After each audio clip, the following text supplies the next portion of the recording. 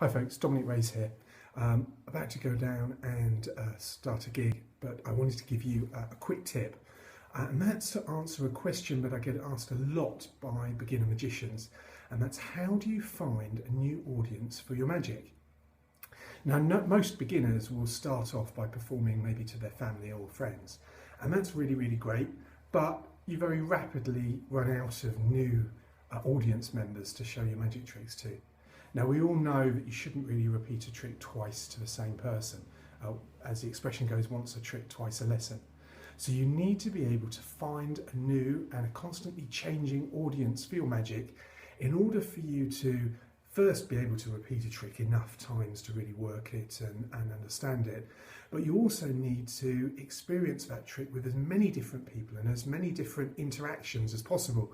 So you can start working out what the normal reactions are and what the common sayings and responses to the different parts of the trick are, and you can develop that into the routine and into your rehearsal. So you're going to need to find an audience, and the sooner you do that, the quicker your magic will develop. Now, one of the things I always recommend is to join a magic club. Now, I know that's a whole bunch of other magicians, but they all love magic, they all have something in common with you, and you'll get a chance to show your magic both in a close-up and maybe on a stage setting. But you'll also be able to share ideas, and you'll be able to see other performers and bounce ideas and ways of performing and get feedback from them.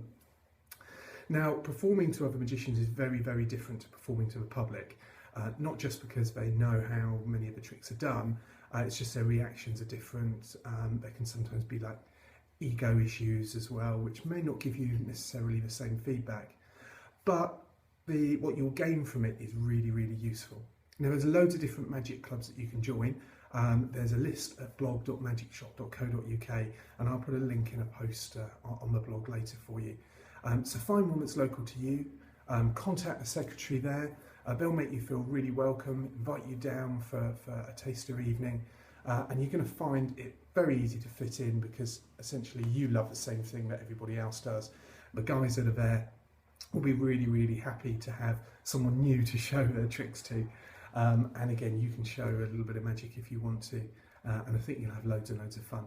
And there are lectures and presentations and competitions as well, which are really useful. So that's a great starting place.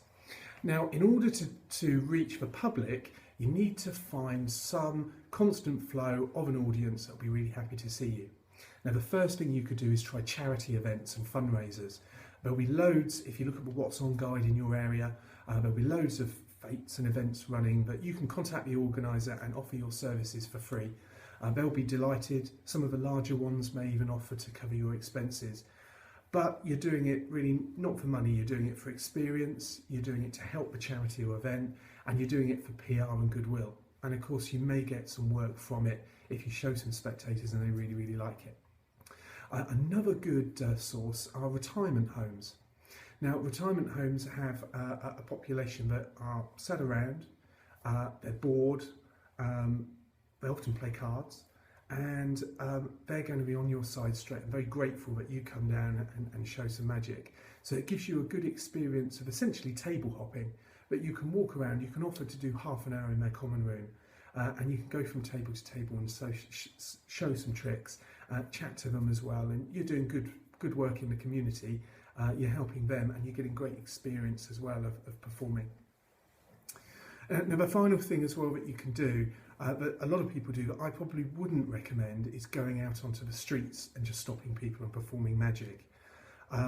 Firstly, you may need licenses. Secondly, you're stopping people that aren't there to be entertained. They're busy shopping and they probably think you're trying to sell them something or sign them up to a charity or something like that. So you've got a very defensive person, a defensive group of people right from the start.